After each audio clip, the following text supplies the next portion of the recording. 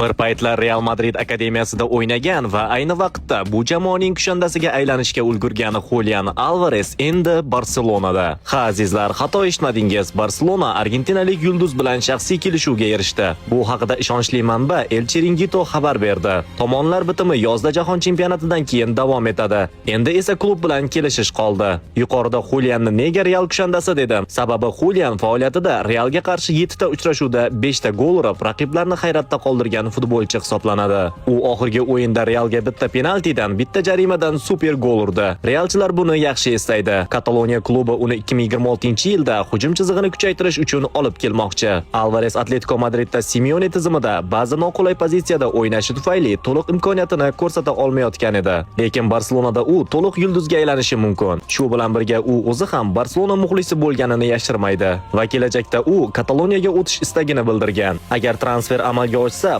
Barselona hujumida Real kabi raqibga qarshi kuchli qurolga ega bo'ladi va Alvarez muxlislarni yangi davr bilan hayratga soladi. Mana shunday Barselona haqidagi eng qiziqarli faktlar va yangiliklarni o'tkazib yubormaslik uchun sahifalarimizga obuna bo'lib qo'ying.